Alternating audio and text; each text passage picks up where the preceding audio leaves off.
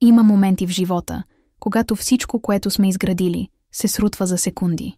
Когато хората, на които сме вярвали, ни обръщат гръб, точно когато имаме най-голяма нужда от тях. Тази история е за една жена, която загуби всичко в един летен ден. Дома си, мечтите си и най-вече доверието си в човека, с когото сподели най-много години от живота си. Но това е и история за това, как понякога помощта идва откъдето най-малко я очакваме и как силата да се изправим отново може да дойде от най-неочакваното място. Преди да започнем тази невероятна история, не забравяйте да харесате видеото, да се абонирате за канала и да ни кажете в коментарите откъде слушате тази история. Седя на студената пейка пред общинската сграда в Пловдив и гледам как слънцето залязва зад хълмовете. Краката ми боли от дългото ходене, но болката в гърдите ми е много по-силна. В ръката си държа малка найлонова торбичка с документи, всичко, което остана от живота ми. Преди 2 дни имах дом, преди 2 дни имах ферма, преди 2 дни имах съпруг. Казвам се Ваня Петрова и съм на 40 години. Прекарах последните 15 години в едно малко село на 40 км от тук, отглеждайки зеленчуци и грижайки се за нашата скромна ферма. Не беше лесен живот, но беше наш. Или поне така мислех. Пожарът започна в сряда след обед. Беше горещ юлски ден и въздухът беше толкова сух, че листата на доматите почти пращяха на допир. Работех в градината, когато усетих миризмата на дим. В началото помислих, че някой пали сухи клони наоколо, нещо обичайно за сезона, но димът ставаше все по-гъст. Обърнах се и видях пламъците. Идваха от посока на старата къща на Георгиеви, изоставена от години. Вятърът духаше точно към нашата ферма. Викнах Димитър, съпруга ми. Той излезе от къщата с чаша ракия в ръка и когато видя огъня, чашата падна на земята. За следващите 3 часа можех да ви разкажа подробности, но истината е проста и страшна. Огънят погълна всичко. Дървените оградки, които Димитър прави с ръцете си. Малката постройка, където държахме сено. Градината, която отгледах с толкова грижа. Парникът с доматите. Плодовете дървета, които посадихме заедно преди 10 години. Пожарникарите пристигнаха, но беше твърде късно. Успяхме да спасим само къщата. Стара, каменна постройка, построена от дядо ми преди много години. Всичко останало изгоря. Стоях на двора онази вечер, облечена в мръсни дрехи, миришеща на дим, и гледах пепелищата. Димитър седеше на стъпалата на къщата с главата в ръцете си. Не плачеше, просто седеше. Приближих го. Исках да му кажа, че ще се оправим, че имаме застраховка, че можем да започнем отново, че сме преживявали и по-трудни неща заедно. Той вдигна глава и ме погледна по начин, който никога нямаше да забравя. В очите му нямаше болка, нямаше страх. Имаше само умора и нещо друго. Студенина. Ваня, каза той тихо. Приключихме. Не разбрах веднага какво има предвид. Мислех, че говори за фермата. Ние приключихме, повтори той. Аз приключих. Не мога повече. Следващите думи излязоха от устата му като изречение. Каза, че не може да живее така, че е изморен, че винаги съм била по-силна от него и че сега аз трябва да се справя сама. Че той има приятел в София, който го търси от дълго време за работа в строителството. Че ще тръгне утре сутринта. Опитах се да спра думите му. Попитах го какво ще правя аз. Как ще се справя сама. Какво ще стане с нас. Ти винаги се справяш, Ваня. Отвърна той без да ме погледне. Ти си можеща. Аз не съм. На сутринта, когато се събудих, Димитър вече беше си тръгнал. Остави ми 500 лева на масата и кратка бележка. В нея пишеше само: съжалявам. Ще ти изпращам пари, когато мога. Останах седнала на стола в кухнята дълго време, гледайки банкнотите и бележката. 500 лева. 15 години брак. Дом, превърнат в пепел. И той просто си тръгна. Първите 2 дни прекарах в някаква мъгла. Обаждах се на различни места. Застрахователната компания, общината, съседи. Застраховката щеше да покрие част от щетите, но процесът щеше да отнеме месеци. Общината предложи временно подслон в кризисния център, но това означаваше да напусна селото, да изоставя земята. Разбрах нещо за себе си през тези дни. Исках да се предам. Исках да легна на пода и да не ставам. Да оставя времето да тече и да не правя нищо. Да изчакам нещата просто да се случат с мен. Но не можех. Някъде вътре в мен имаше глас, който повтаряше: стани, помисли, Има начин. Винаги има начин. На третия ден, седнала на верандата на полуизгорялата ни къща, си спомних за Петър. Петър Александров. Бившият ни съсед от селото. Млад мъж на 25 години сега, който израсна в имота до нашия. Познавах го откакто беше дете. Той и неговото семейство напуснаха селото преди 5 години, когато родителите му продадоха земята си. Чух слухове, че Петър започнал да купува земеделски земи из страната и че му вървяло много добре. Всъщност, повече от слухове. Миналата година видях статия за него във вестника. Млад предприемач, инвестиращ в изоставени земи, ги превръща в рентабилни ферми. Милионер на 25. Никога не бях се обаждала на Петър, след като семейството му напусна. Защо бих го правила? Бяхме съседи, не близки приятели. Но сега, седнала сред пепелищата на живота си, той беше единствената възможност, която ми идваше на ум. Намерих номера му онлайн.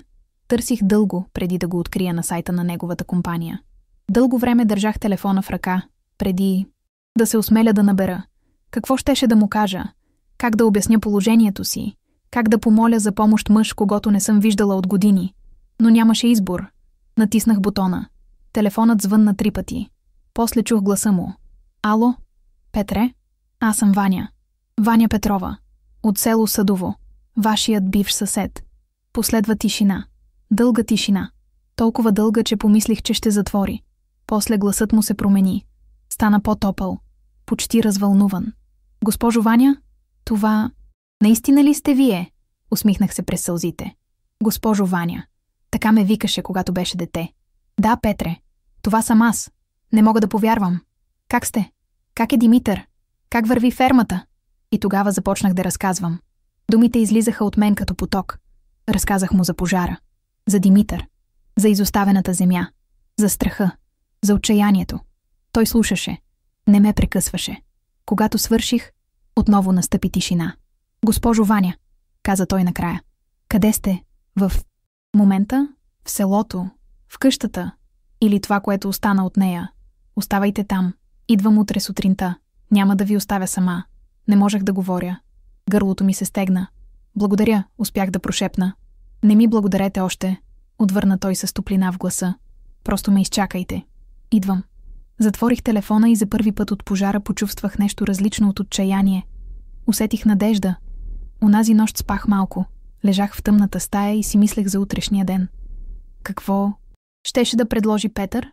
Защо се съгласи толкова бързо да помогне? Дали изобщо можеше да се справи с проблемите ми? Но най-много се питах за мен самата. Коя бях станала?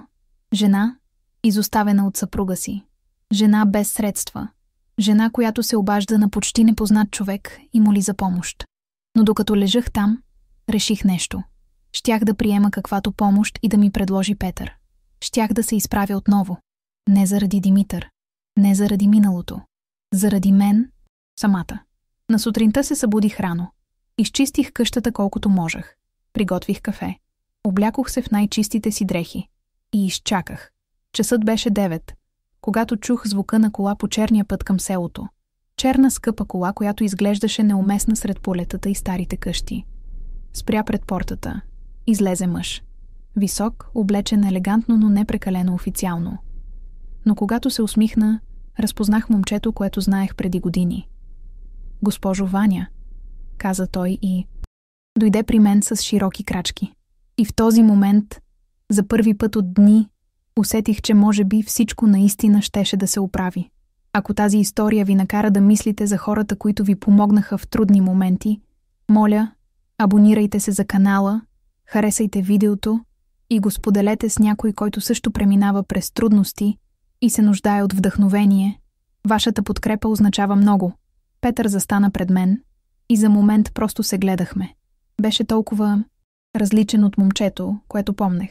Преди 5 години беше слаб младеж с несигурен поглед, винаги криещ се зад гърба на баща си.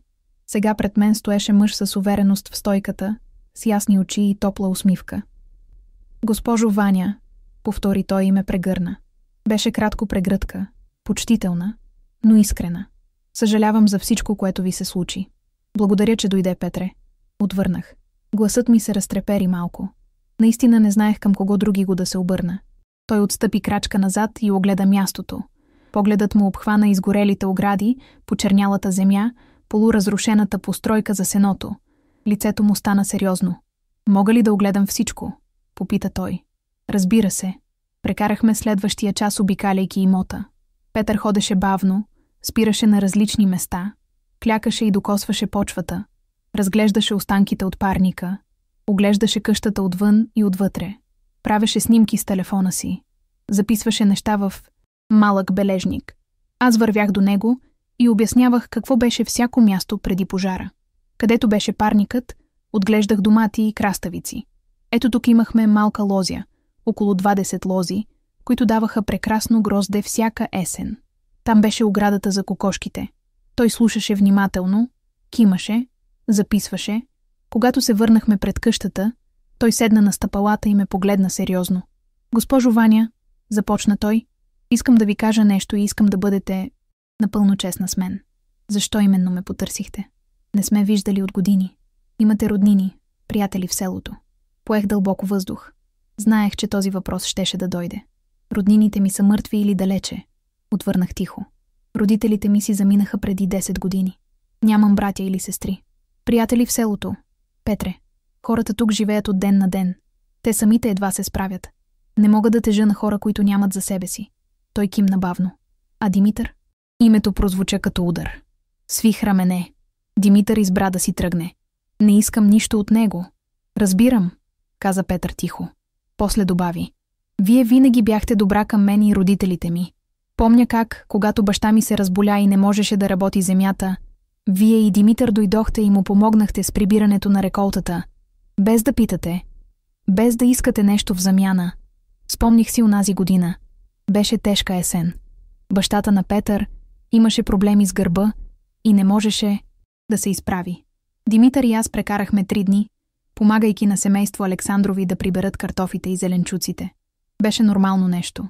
Така правеха съседите в селото. Това беше отдавна, казах тихо. Не толкова отдавна, отвърна Петър. И не за мен. Никога не съм го забравил. Майка ми говореше за вас с топлина до последния си ден в селото. Последвалата тишина беше дълга, но не неудобна. После Петър стана. Добре, госпожо Ваня. Ето какво мисля. Тази земя е добра. Почвата е плодородна. Водата е близо. Мястото е малко настрана, но това всъщност е предимство за някои видове отглеждане. Имате 7 декара земя, правилно ли запомних? 7,5 поправих го.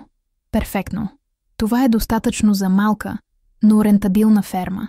Не огромна, но достатъчна за достоен живот. Сърцето ми започна да бие по-силно. Какво предлагаш? Той ме погледна направо в очите. Искам да инвестирам в тази земя. Ще възстановя всичко, което е унищожено. Нови огради, нов парник, модерна система за напояване, дори малка постройка за съхранение на инвентар и продукция. Ще наема хора да дойдат и да изчистят пепелта, да подготвят почвата. Не можах да говоря. Това звучеше прекалено добре, за да е истина. Но, продължи той, имам условия. Разбира се, казах бързо. Какви условия? Първо, искам вие да останете тук и да управлявате фермата. Вие познавате тази земя. Вие знаете как да отглеждате. Аз ще инвестирам парите и ще осигуря контактите за продажба на продукцията. Но вие ще бъдете тази, която всъщност работи тук. Това мога да направя, отвърнах веднага. Второ, печалбата ще се разделя. 60% за вас, 40% за мен. Вие работите земята, вие трябва да печелите повече. 60%? Повторих учудено. Петре, това е твърде много. Ти инвестираш парите. Той поклати глава. Госпожо Ваня, аз имам много земи, много инвестиции. За мен това е бизнес проект. За вас това е живот. Вие ще полагате труда. Вие ще се грижите за всичко всеки ден. Заслужавате по-голям дял. Очите ми се напълниха със сълзи. Бързо ги избърсах. Трето, продължи той помеко. Искам да подпишем договор. Не защото не ви вярвам, а защото искам всичко да бъде ясно и законово. Ще бъдем партньори. Равноправни. Без задължения извън бизнеса. Разбирам. Кимнах. Това е правилно. И последно, добави той с усмивка, искам понякога да идвам тук. Да видя как върви работата, да помагам, ако е нужно. Това място ми носи хубави спомени. Искам да продължи да бъде специално. Протегнах ръка към него. Приемам, Петре. Приемам всичко. Той стисна ръката ми здраво. Тогава имаме уговорка. Следващите 2 часа прекарахме в кухнята, пийки кафе и обсъждайки детайлите. Петър извади лаптоп от колата си и започна да прави планове. Показа ми примери от други свои проекти, обясни ми как работи системата за напояване, която искаше да инсталира, разказа за контакти с магазини и ресторанти, които купуваха биологични зеленчуци. Говореше с толкова ентусиазъм, че за пръв път от дни аз самата започнах да изпитвам вълнение. Не просто надежда, а истинско вълнение за бъдещето. Ще започнем утре, каза Петър, докато прибираше лаптопа. Ще изпратя екип от 3 души да изчистят мястото и да подготвят почвата. След това ще доставим материалите за парника и оградите. След 2 седмици можете да започнете да засаждате. 2 седмици? Повторих невярващо. Толкова бързо? Той се усмихна. Лятото не чака, госпожо Ваня. Всеки ден е ценен. После се изправи и стана сериозен. Има още нещо, което искам да ви кажа. За Димитър. Тялото ми се вкамени. Не искам да говорим за него, казах бързо. Моля ви, настоя Петър. Просто ме изслушайте. Въздъхнах, но кимнах. Вие не му дължите нищо, започна той. Той ви изостави в най-трудния момент. Това не е мъж. Това е страхливец. Но искам да знаете нещо. Ако някога се върне, ако някога се опита да претендира за нещо от тази ферма, от тази земя, от печалбата, няма да успее. Договорът, който ще подпишем, ще бъде между мен и вас. Земята е ваша. Той я напусна. Законът ще бъде на наша страна. Думите му ме изненадаха. Не бях мислила толкова напред. Благодаря, прошепнах. Наистина благодаря. Той сложи ръка на рамото ми. Вие сте силна жена, госпожо Ваня. Винаги сте била. Само трябва да си го припомните. След като Петър си тръгна, останах сама в къщата. Седнала на стола в кухнята, гледайки през прозореца към изгорелата земя отвън. Но за пръв път тази гледка не ме потискаше. Виждах нещо различно. Виждах възможност. Вечерта се обадих на застрахователната компания отново. Обясних, че имам инвеститори, че започвам възстановяването на фермата веднага. Служителят от другата страна звучеше изненадан, но обеща, че ще ускорят процеса по проверката и изплащането на обезщетението. После, за пръв път от седмици, седнах и написах списък. Не списък на проблемите или загубите. Списък на плановете. Първо, изчистване на земята.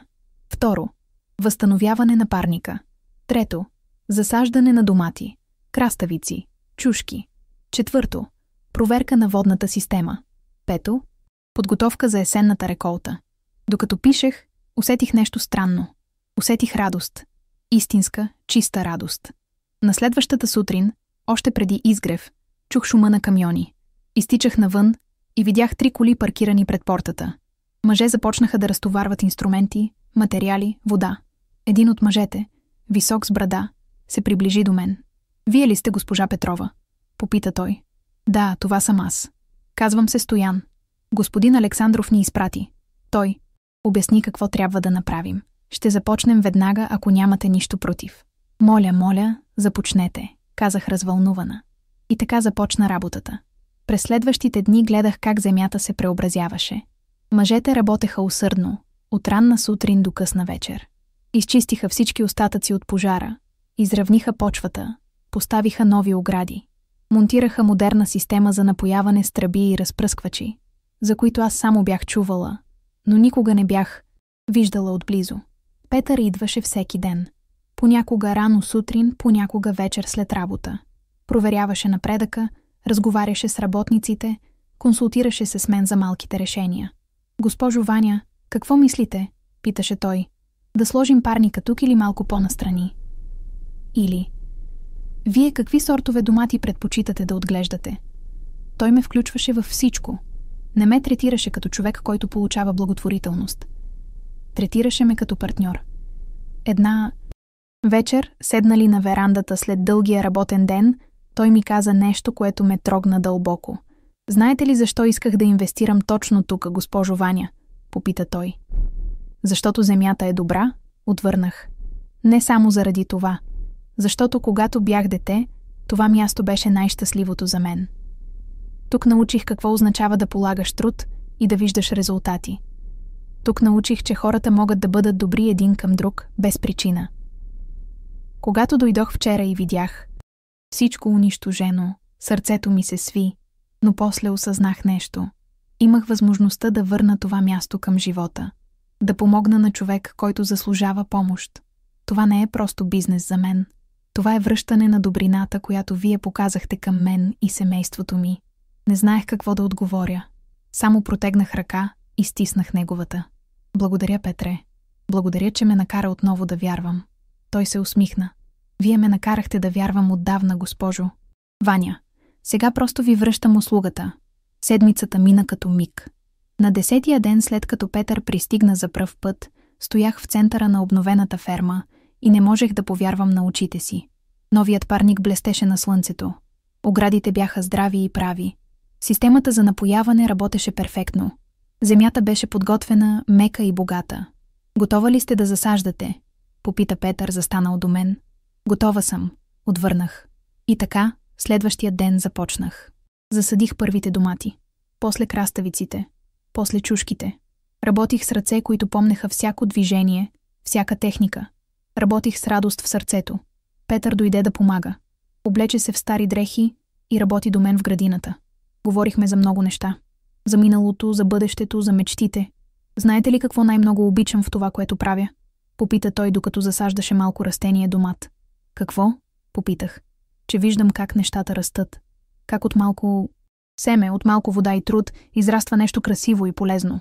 Това е магия. Истинска магия. Усмихнах се. Точно така си мислех и аз, когато започнах да отглеждам. Всяка пролет е чудо. Той ме погледна сериозно. Вие също израствате отново, госпожо Ваня. Виждам го. Виждам как вчера бяхте сломена, а днес сте силна. Това също е чудо. Сълзи напълниха очите ми, но този път не бяха сълзи на болка. Бяха сълзи на благодарност. Благодарение на теб, Петре. Не, поклати глава той. Благодарение на вас. Аз просто дадох инструментите.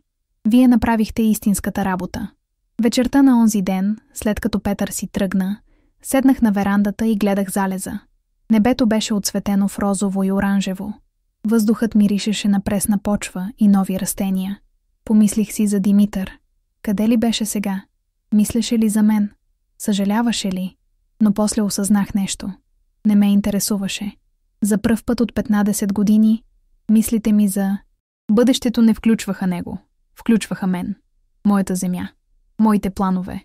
Моят нов живот. Усмихнах се на залеза. Започвам отново. Прошепнах на вятъра. И този път ще бъде по-добре. Ако историята на Ваня ви вдъхнови да започнете отново, да не се предавате пред трудностите, моля, абонирайте се за канала, харесайте видеото и го споделете с човек, който се нуждае от сила да продължи напред. Вашата подкрепа означава всичко. Първият месец мина като вихър. Всяка сутрин се събуждах с изгрев слънце и усещането, че имам цел. Растенията растяха бързо в топлата юлска и августовска почва. Доматите започнаха да дават първите си плодове. Малки, зелени топчета, които всеки ден ставаха все по-големи и по-червени. Петър идваше 3 пъти седмично. Понякога оставаше цял ден, работейки до мен. Други пъти идваше само за час. Проверяваше състоянието на растенията. Разглеждаше системата за напояване. Даваше съвети. Един ден той донесе нещо специално. Беше сряда след обед и слънцето печеше силно. Чух колата му и излязох да го посрещна. Той слезе с широка усмивка и голяма кашона в ръцете. Какво е това? Попитах любопитно. Изненада, отвърна той. Помощ. Отворихме кашона заедно. Вътре имаше малка машина с дисплей и различни кабели. Това е метеорологична станция, обясни Петър. Ще я инсталираме тук на фермата. Тя ще измерва температурата, влажността на въздуха, количеството дъжд. Всичко ще виждате на телефона си. Ще знаете точно кога растенията се нуждаят от вода, кога идва буря, кога времето е идеално за засаждане. Но аз нямам такъв модерен телефон, възразих. Моят е стар. Той извади от джоба си нова кутия. Сега имате, каза с усмивка. Петре, протестирах, това е прекалено много. Не мога да приема. Той стана сериозен. Госпожо Ваня, това не е подарък. Това е инвестиция. Ако вие имате правилните инструменти, фермата ще бъде по-успешна. Когато фермата е успешна, и двамата печелим. Това е бизнес логика. Знаех, че не говори истината. Това беше щедрост. Но видях в очите му, че отказът би го наранил. Затова приех. Благодаря, казах тихо. Прекарахме следващите часове, инсталирайки станцията и настройвайки телефона. Петър ми показа как работи всичко, как да чета данните, как да получавам известия. Виждате ли, каза той, показвайки екрана. Температурата сега е 32 градуса. Влажността е ниска. Това означава, че растенията се нуждаят от повече вода след обед. Толкова е просто? Попитах учудено. Толкова е просто, потвърди той. Технологиите са тук, за да ни помагат. Не трябва да се страхуваме от тях. Докато работихме, говорихме за много неща. Той ми разказа за бизнеса си, как започна само с малка сума, спестена от работа в чужбина, и как постепенно купи първата си земя, после втората, после третата. Не беше лесно, каза той. Хората не ме взимаха на сериозно. Бях прекалено млад, казваха те. Без опит, без образование в земеделието. Но аз вярвах в две неща. Вярвах в земята и вярвах, че ако си честен и работиш здраво, успехът идва. А сега имаш колко земи? Попитах. 12, отвърна той. В различни части на страната. Някои са големи, стотици декари. Други са малки, като тази. Но всяка е специална. Ти управляваш всички сам? Не, имам хора, които работят за мен. Управители, агрономи, работници. Но обичам да посещавам всяка ферма, да виждам как вървят нещата, да бъда част от процеса. Той направи пауза и ме погледна. Но тази ферма е различна, добави тихо. Защо? Попитах. Защото тук съм за пръв път не само инвеститор. Тук съм приятел. Думата приятел висеше във въздуха между нас. Усмихнах се. И аз те считам за приятел, Петре. Той се усмихна широко. Тогава сме уговорени. Животът започна да придобива ритъм. Всяка сутрин ставах рано, проверявах растенията, полявах, отстранявах плевелите. След обед обикновено работех в парника, където доматите растяха най-добре. Вечер седях на верандата, разглеждах новия си телефон, следях данните от метеорологичната станция. Петър беше прав. Технологиите помагаха. Знаех точно кога да полея, кога да проветря парника, кога да очаквам дъжд. Една вечер, 3 седмици след като започнахме работата, телефонът ми извъня. Беше Петър. Госпожо Ваня, добър вечер, каза той. Имам новини. Какви новини? Попитах. Утре ще дойде човек от ресторант в Пловдив. Искам да му покажа фермата. Той купува биологични зеленчуци и търси нови доставчици. Сърцето ми подскочи. Толкова бързо. Но растенията тепърва започват да дават плодове. Точно за това, обясни Петър. Той иска да види как растат зеленчуците, да се увери, че всичко е наред. Да види, че работите професионално. Ако му хареса, ще подпишем договор за редовни доставки. Не знаех какво да кажа. Беше толкова скоро. Бях ли готова? Вие сте готова, каза Петър. Сякаш прочете мислите ми. Вярвайте ми. На следващата сутрин се събудих много рано. Изчистих цялата ферма, уредих парника, подредих инструментите. Облякох се в чисти дрехи, но работни. Исках да изглеждам като човек, който знае какво прави. Петър пристигна в 9 часа с друга кола, след себе си. От нея излезе мъж на около 50 години, облечен елегантно, с очила и бележник в ръка. Госпожо Петрова, това е господин Николов, представи го Петър. Той притежава ресторант градина в центъра на Пловдив. Приятно ми е, казах, протягайки ръка. Взаимно, отвърна господин Николов. Петър ми много говори за вашата ферма. Прекарахме следващия час, обикаляйки мястото. Показах му парника, обясних какво отглеждам, как се грижа за растенията. Господин Николов задаваше много въпроси. Използвате ли химикали? Откъде е водата? Как контролирате вредителите? Отговарях честно на всичко. Не използвам химикали. Водата е от кладенец, тествана и чиста. Вредителите контролирам с естествени методи. Сакси и избилки, които ги отблъскват, ръчно отстраняване. Той записваше всичко. После откъсна малък домат от растение и го опита. Вкусно, каза той. Истински вкус. Не като онези отгледани в масови ферми. Сърцето ми се изпълни с гордост.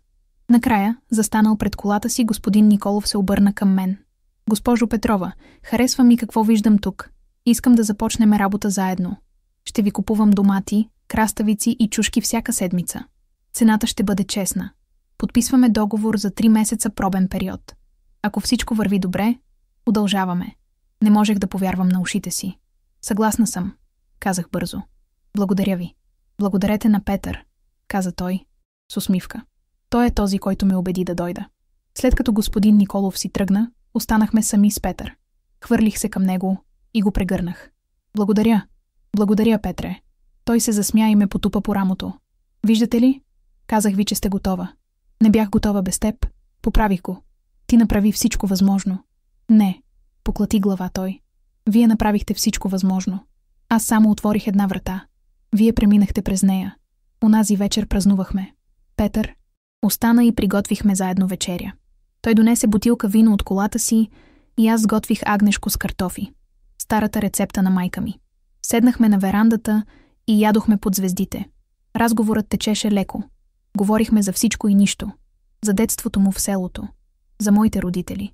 За това как животът понякога те изненадва. Знаете ли какво научих през годините? Попита той в един момент. Какво? Че най-лошите моменти понякога водят до най-добрите неща. Когато баща ми се разболя и семейството ни трябваше да продаде земята и да се премести, мислех, че светът се руши. Но ако това не се беше случило, никога нямаше да тръгна по пътя, по който тръгнах. Никога нямаше да науча това, което знам сега. Погледнах го замислено. Мислиш ли, че моят пожар беше същото? Нещо лошо, което води до нещо добро? Мисля, че пожарът ви показа кои хора си заслужават да бъдат в живота ви. И кои не. Димитър, прошепнах името. Да, кимна Петър. Но не само той. Мисля, че пожарът ви показа и колко силна сте всъщност. Колко способна сте да се изправите отново. Ако ти не беше дошъл, казах тихо. Не знам дали щях да се изправя. Той ме погледна сериозно. Щяхте. Може би не по този начин, може би не толкова бързо, но щяхте. Защото това сте вие. Боец. Никой никога не ме беше наричал боец. Думата прозвуча странно, но приятно. Благодаря, Петре. За всичко. Той вдигна чашата си. За нови начала, каза той. За нови начала, повторих и чукнахме чашите. Следващите дни бяха изпълнени с работа и вълнение. Първата доставка за ресторанта беше след 5 дни и трябваше да подготвя зеленчуците. Петър ми донесе специални кашони за транспорт. Показа ми как да подреждам продукцията, как да я опакувам. Всичко трябва да изглежда перфектно, обясняваше той. Господин Николов е взискателен човек. Но ако му хареса първата доставка, ще станете любим доставчик. Работих усилено. Събирах само най-добрите домати, най-красивите краставици, най-правите чушки. Измивах ги внимателно, подреждах ги красиво в кашоните. Вечерта преди доставката Петър дойде да провери всичко. Огледа кашоните един по един, кимайки одобрително. Перфектно, каза той. Това е професионална работа. Усмихнах се, изпълнена с гордост. На следващата сутрин камионът дойде рано. Шофьорът беше любезен мъж, който помогна да натоварим кашоните. Когато камионът потегли по черния път към главния път, стоях и гледах как изчезва зад хълма.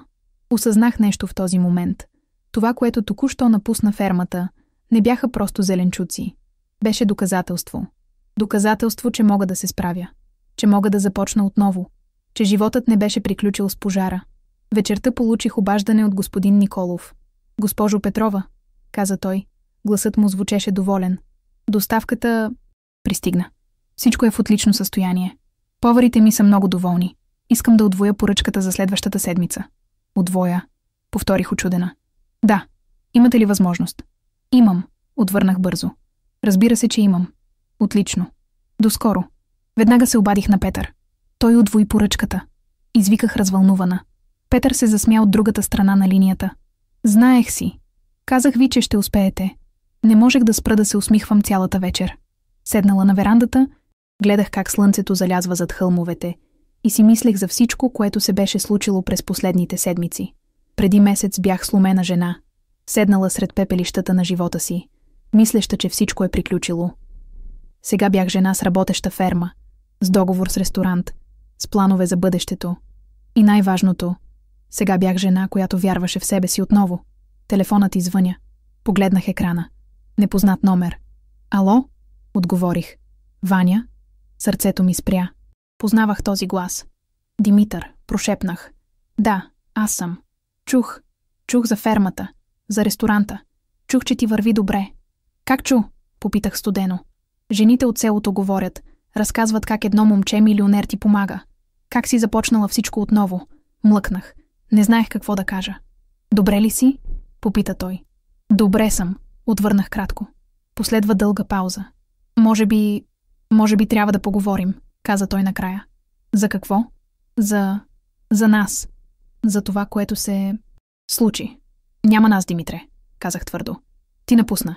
Избра да си тръгнеш. Знам, каза той бързо. Сгреших. Бях страхливец. Но сега мисля за всичко и какво? Прекъснах го. Сега чуваш, че ми върви добре и искаш да се върнеш. Не е така, протестира той. Точно така е, казах. Когато имах нужда от теб, те нямаше. Когато всичко беше унищожено, ти избяга. Сега, когато нещата се оправят, се появяваш. Ваня, моля те. Не, Димитре. Приключих. Продължавай живота си в София. Аз си имам живот тук. Затворих телефона. Ръцете ми трепереха. Част от мен искаше да плаче. Но друга част, по-силна част, се чувстваше горда. Обадих се на Петър. Случи се нещо, казах, когато той вдигна. Какво? Обади се Димитър. Чух как Петър пое дълбоко въздух. И му казах, че всичко е приключено. Добре направихте, каза Петър меко. Много добре направихте. Благодаря, че ме изслуша, казах тихо. Винаги ще ви изслушам, госпожо Ваня, винаги. След като затворих, седнах отново на верандата. Нощта беше тиха. Звездите блестяха ярко на небето. Чувствах се изтощена, но и силна. Димитър беше част от миналото. Пожарът беше част от миналото. Болката беше част от миналото. Бъдещето беше тук, в тази ферма, в тези растения, в новия живот, който изграждах ден след ден.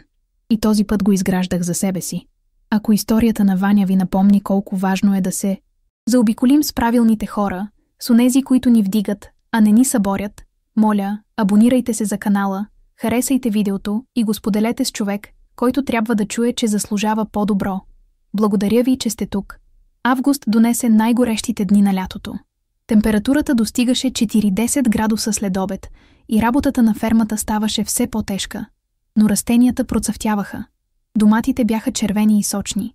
Краставиците растяха бързо, чушките придобиваха красив тъмнозелен цвят. Доставките за ресторанта станаха редовни.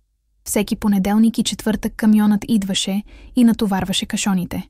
Господин Николов се обаждаше често, питаше за нови продукти, разпитваше дали мога да отгледам и други зеленчуци. Една сутрин в началото на месеца той дойде лично на фермата. Излезе от колата с широка усмивка. Госпожо Петрова, имам предложение за вас, каза той.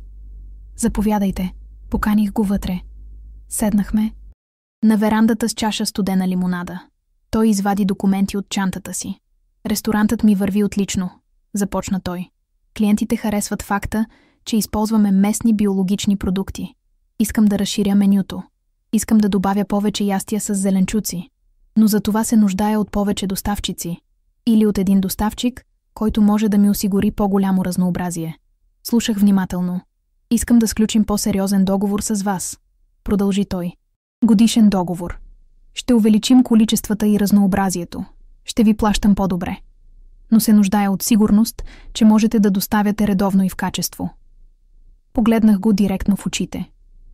Мога, казах уверено. Но ще се нуждая от малко време, за да разширя производството. Колко време? 2 месеца. До началото на октомври мога да удвоя производството. Той се усмихна. Перфектно. Тогава имаме уговорка. Подписахме предварителен договор. Когато господин Николов си тръгна, веднага се обадих на Петър. Трябва да разширим фермата, казах развълнувана. Имам голяма поръчка. Годишен договор. Чудесно, отвърна Петър. Кога мога да дойда да обсъдим детайлите? Днес вечер. Идвам. Петър пристигна в 6 часа вечерта. Донесе листове с планове, калкулатор, бележник. Седнахме на масата в кухнята и започнахме да работим. Колко повече площ ви трябва? Попита той. Поне още 3 декара. Искам да засадя тиквички, пътладжани, моркови и повече домати. Той записваше всичко. Ще се нуждаете от още един парник. От разширение на системата за напояване. Може би от помощ с прибирането на реколтата. Кимнах при всяка точка. Имам спестени пари от доставките досега. Казах. Мога да инвестирам част от тях. Петър ме погледна сериозно. Не, Поклати глава той. Вашите пари запазете за непредвидени разходи. За лични нужди. Аз ще инвестирам в разширението. Това е част от нашето споразумение. Петре, протестирах. Вече толкова много направи. Госпожо Ваня, прекъсна ме той меко. Това не е благотворителност. Това е бизнес. Когато фермата расте, и двамата печелим. Моля ви, разберете това. Въздъхнах, но се съгласих. Добре, но искам да знаеш, че съм безкрайно благодарна. Той се усмихна. Знам. И точно това ви прави страхотен партньор. Следващата седмица започна нова вълна на работа. Дойдоха работници и започнаха да подготвят допълнителните 3 декара земя. Почистиха терена, изравниха почвата, инсталираха нови тръби за напояване. Петър беше на фермата почти всеки ден. Понякога работеше заедно с работниците. Други пъти седеше с мен и планирахме засаждането. Една следобед, докато почивахме под сянката на стария орех в двора, той ми зададе въпрос, който ме изненада. Госпожо Ваня, бяхте ли някога щастлива с Димитър? Въпросът ме накара да замисля. Дълго време не отговарях. В началото да, казах накрая. Когато се запознахме, той беше различен. Усмихваше се повече. Мечтаеше за неща. Но с годините нещо се промени. Стана по-затворен, по-песимистичен. Винаги виждаше проблемите, никога възможностите. Петър слушаше внимателно. А вие? Попита той.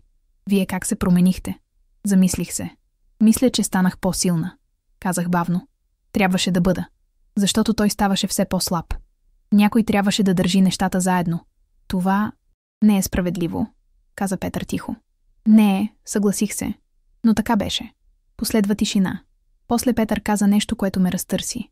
Заслужавате някой, който е силен до вас. Не някой, за когото трябва да бъдете силна. Думите му останаха да висят във въздуха.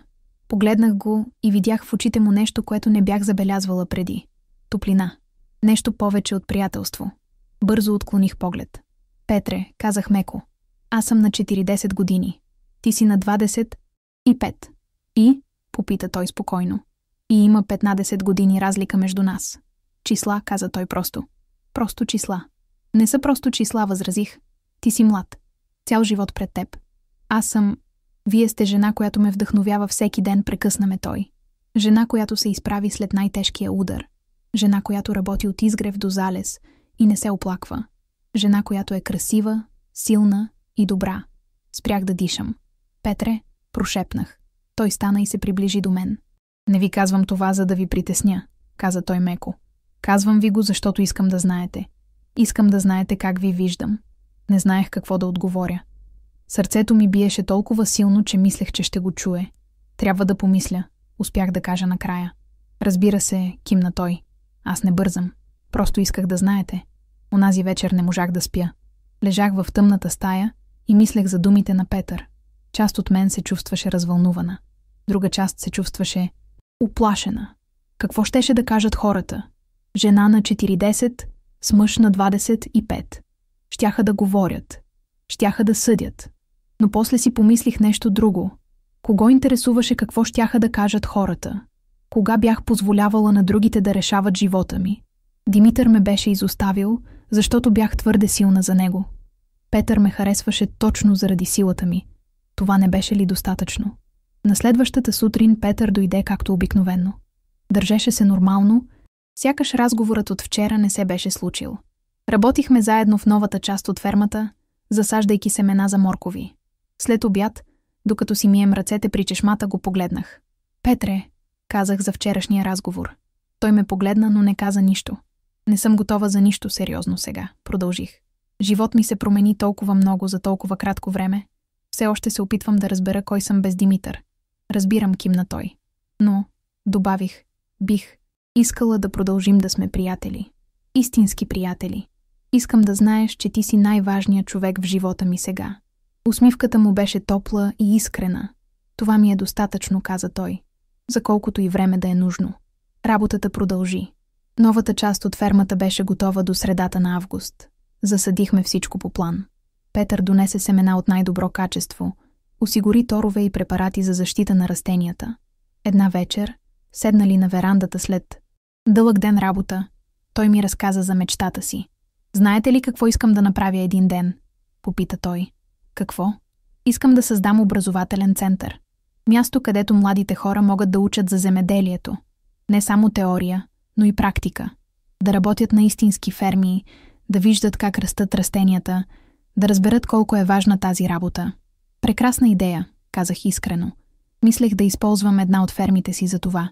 Да построя малки къщички за учениците, да направя класни стаи, лаборатории.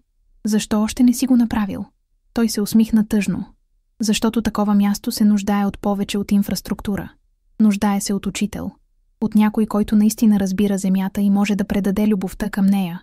Все още търся такъв човек. Погледнах го и внезапно разбрах нещо. Мислиш си за мен, казах тихо. Той не отрече. Мислех си за вас, потвърди. Вие имате знанието, имате опита, но повече от всичко имате страстта. Когато говорите за растенията, очите ви светват. Това не може да се научи. Това е дар. Не знам дали мога да уча други хора, казах несигурно. Не трябва да решавате сега, каза той бързо. Това е мечта за бъдещето. Може би след година, може би след 2. Просто исках да знаете, че мисля за вас като за част от нея.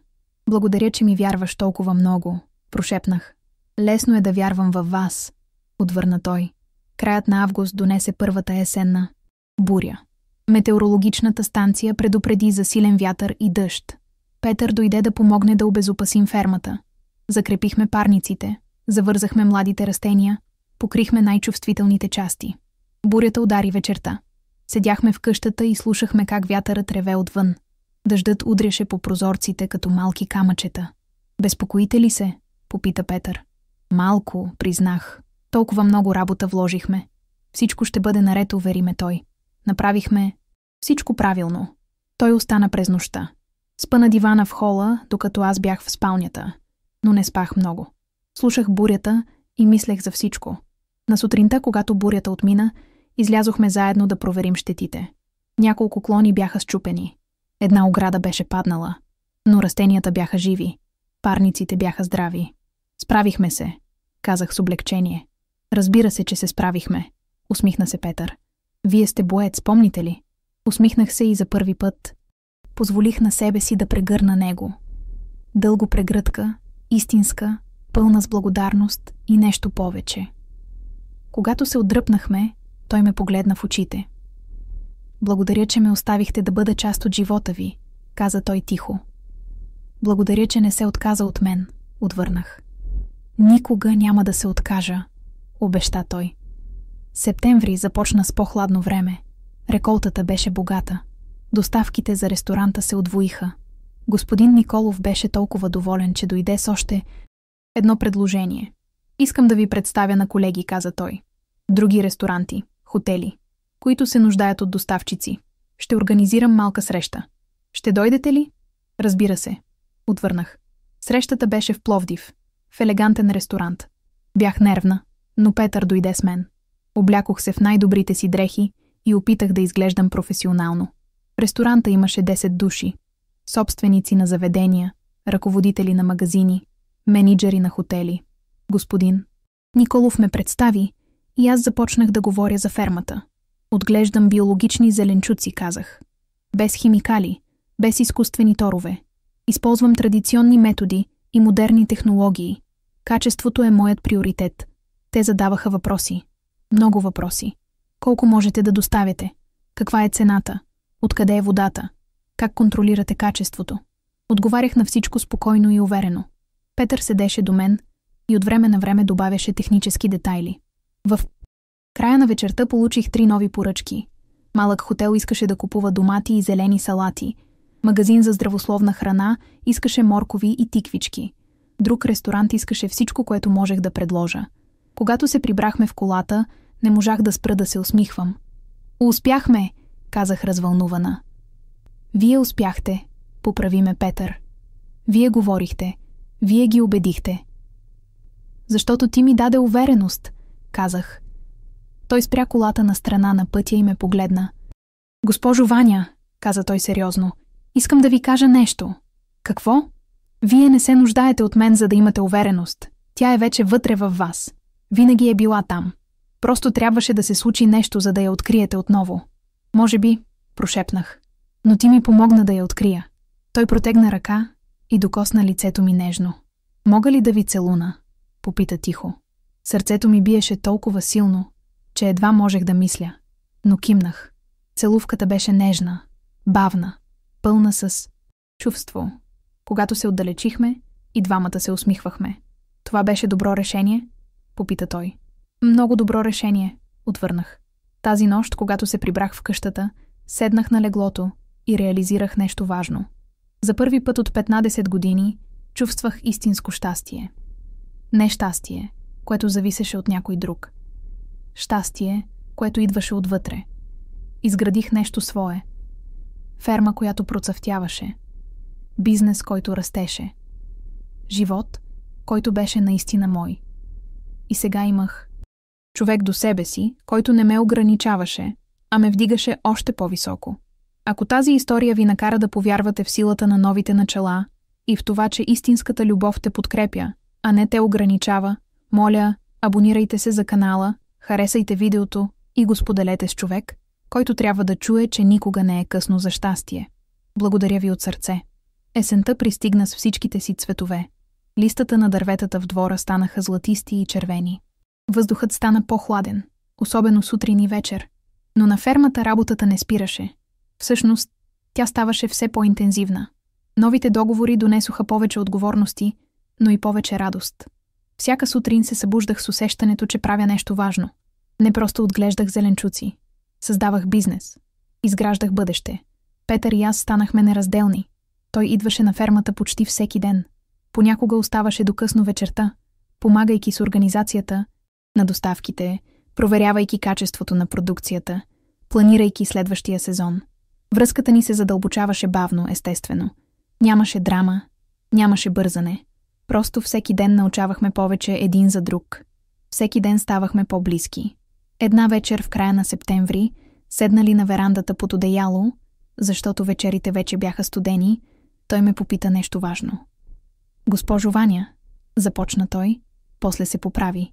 Ваня, вече можеш да ме наричаш просто по име без формалности. Усмихнах се. Той все още ме наричаше госпожо Ваня от време на време, стара навика от детството му. Добре, Петре, казах меко. Какво искаше да попиташ? Мислил съм много за бъдещето, каза той. За нашето бъдеще.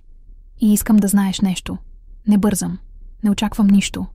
Но искам да знаеш, че това, което имаме, е много важно за мен. И за мен е важно, отвърнах. Хората говорят, продължи той. Знам, че говорят. За разликата в годините. За това как изглеждаме заедно. Чула съм, признах. Жените от селото обичат да клюкарстват. Обърка ли те това? Попита той. Замислих се. В началото да, казах честно. Безпокоех се какво ще кажат хората. Но после осъзнах нещо. Цял живот съм се грижила за мненията на другите. Винаги съм правила това, което се очаква от мен. Омъжих се, защото беше време. Останах в селото, защото така се правеше. Търпях трудностите, защото добрите съпруги търпят. Къде ме доведе това? Той слушаше внимателно. Доведе ме до човек, който ме изостави, когато имах най-голяма нужда от него. Продължих. Затова реших нещо. Този път ще правя това, което аз искам. Това, което ме прави щастлива. И ти ме прави щастлива, Петре. Усмивката му беше толкова топла и искрена, че сърцето ми се разтопи. Ти ме правиш най-щастливият човек, каза той и целуна ръката ми. В началото на октомври получих неочаквано обаждане. Беше от застрахователната компания. Госпожо Петрова, каза служителката, имам добри новини. Вашето обезщетение е одобрено. Сумата ще бъде преведена по сметката ви до края на седмицата. Благодаря, казах учудена. Толкова месеци бяха минали, че вече бях забравила за това. Когато казах на Петър, той се зарадва. Прекрасно, каза той. Какво ще направиш с парите? Не знам, признах. Не съм мислила за това. Той стана сериозен. Трябва да инвестираш в себе си, каза той. Не във фермата, не в бизнеса. В себе си. Направи нещо, което винаги си искала да направиш, но никога не си позволила. Замислих се дълго. Какво исках? Какво бях жертвала през годините? Искам да пътувам, казах накрая. Никога не съм напускала България. Винаги съм мечтала да видя морето отблизо, да посетя други градове, да видя как живеят хората другаде. Петър скочи от стола. Тогава това ще направим, каза решително. Ще отидем на море. Заедно. Но фермата, възразих. Доставките. Ще наредя всичко, увери ме той. Ще доведа човек, който да се грижи за фермата 3 дни. Ще организираме доставките предварително. Заслужаваш почивка, Ваня. Заслужаваш да видиш красиви неща. И така, в средата на октомври, за първи път в живота си, седнах в колата на Петър и потеглихме към морето. Пътуването отне 4 часа.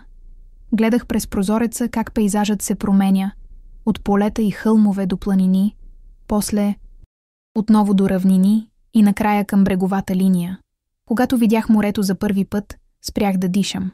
Беше огромно, безкрайно, красиво. Вълните се разбиваха в брега с тихо шумолене. Въздухът миришеше на сол и свобода.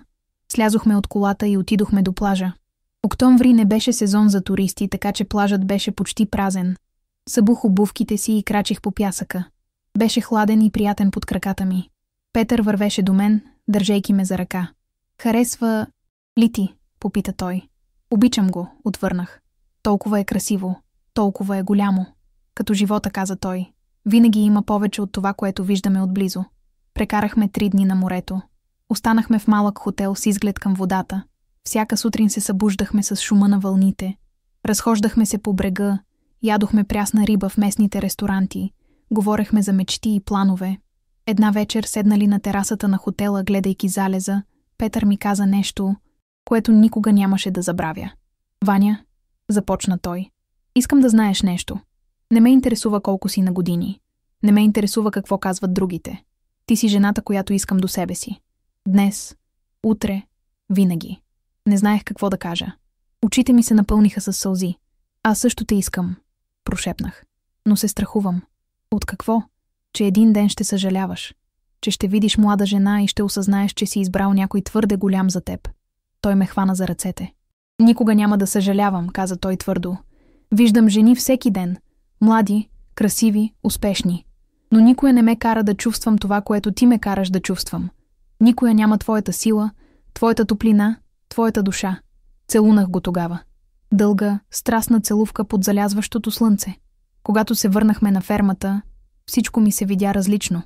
По-красиво, по-смислено. Вече не беше просто място за работа. Беше дом, истински дом. Работата продължи с пълна сила. Началото на ноември донесе последните реколти на сезона.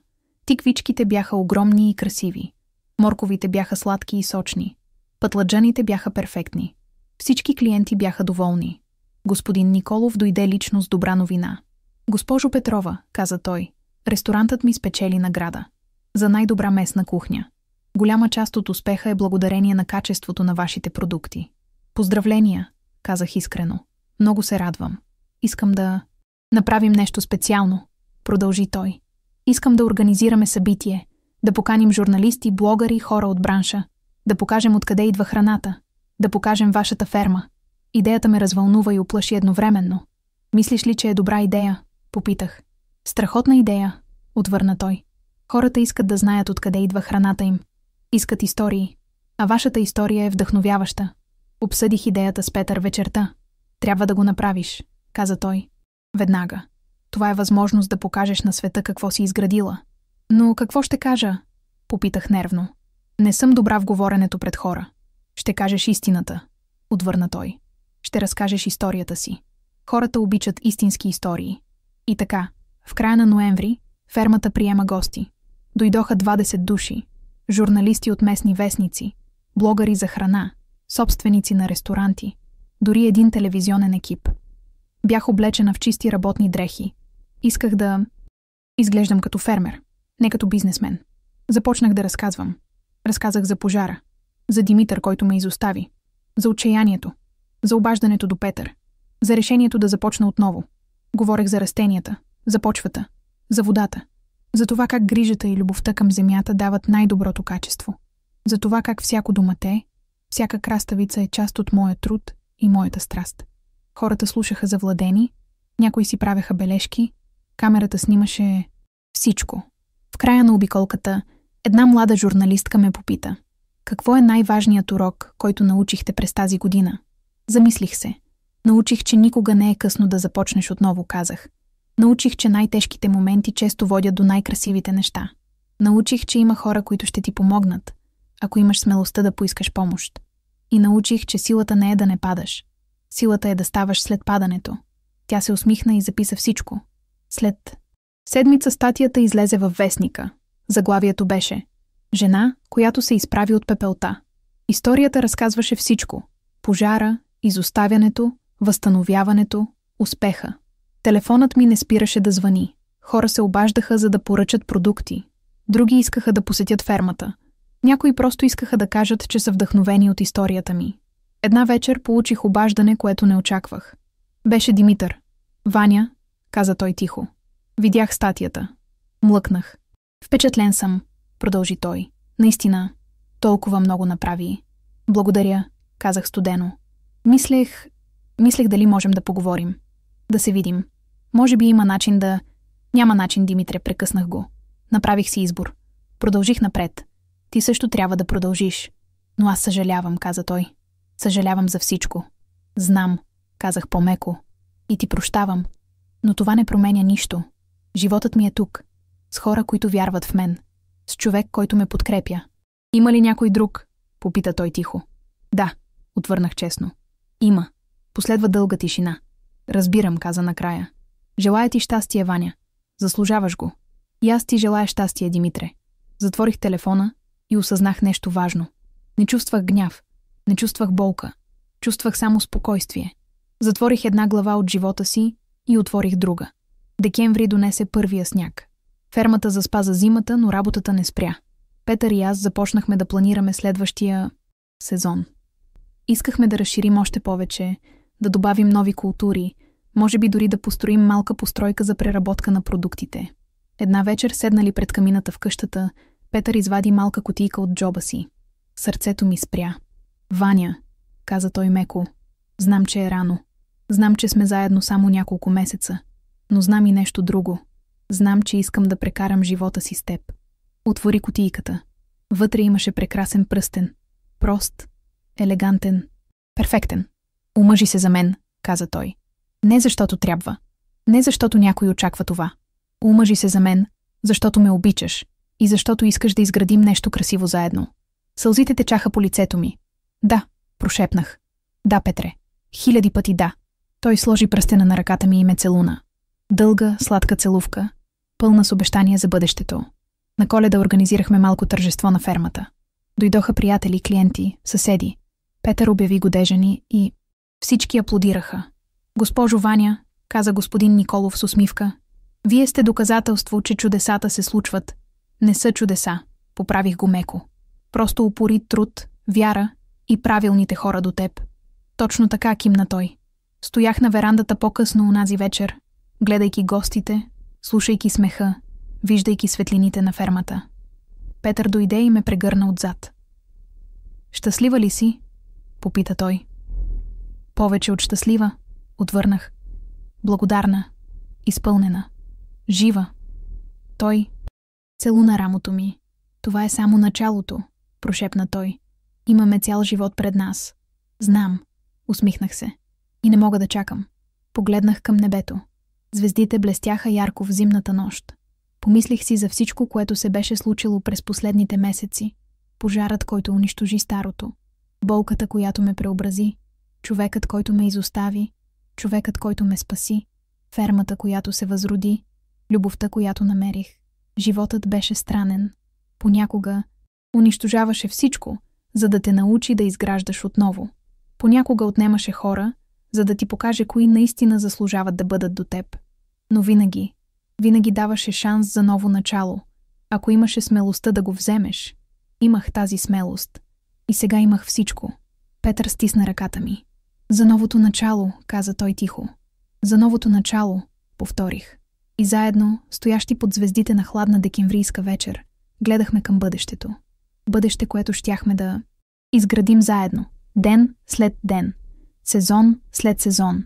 Живот, изграден върху любов, доверие и земята, която ни свързваше.